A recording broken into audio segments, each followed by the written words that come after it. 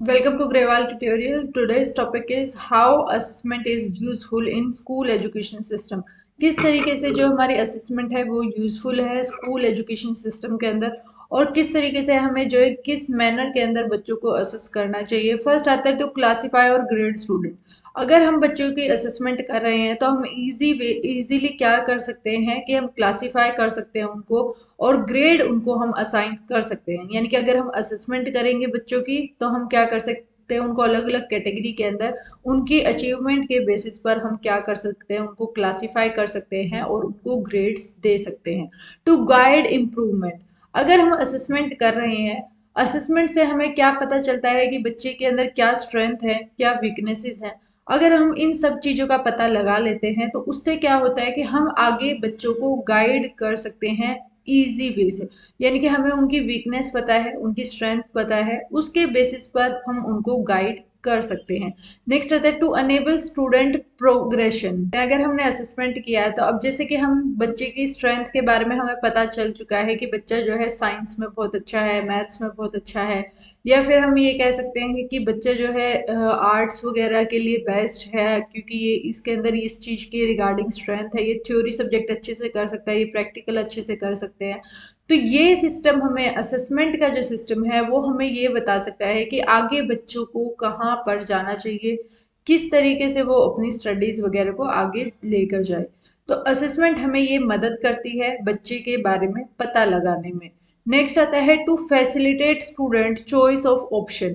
यहाँ पर अगर असेसमेंट की गई है तो बच्चों के पास चॉइस हो जाती है कि वो जो है सिलेक्ट कर सके अपने अकॉर्डिंग, अपनी वीकनेस और अपनी स्ट्रेंथ को ध्यान में रखते हुए चीज़ों को क्या है, अपने सब्जेक्ट एरिया को वो डिसाइड कर पाए, उसकी एबिलिटीज़ कितनी हैं, वो किस तरीके से काम कर सकते हैं। उसके बेसिस पर जो है स्टूडेंट को चॉइस करने का ऑप्शन मिल जाता है। अगर बच्चे को खुद की स्ट्रेंथ और वीकनेस नहीं पता होंगी तो वो ऑप्शन वो नहीं ऑप्ट कर पाएंगे।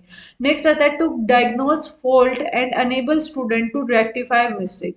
ये हमारा असेसमेंट क्या होता है ना, मेनली यही है कि हम डायग्नोज कर लेते हैं, यानी कि पता लगाते हैं कि बच्चे के अंदर क्या कमी है, किस तरीके से कहाँ कौन से सब्जेक्ट में बच्चा वीक है और कौन से सब्जेक्ट जो है बच्चे को बहुत अच्छे लेवल पे आता है, या फिर कौन से स्किल में वो सबसे अच्छा है, कोई ऐसा स्किल है जिसमें वो बिल्कुल भी अच्छा नहीं है। यानी कि ये हम सारी चीज़ें असेसमेंट के थ्रू ही पता लगा पाएंगे।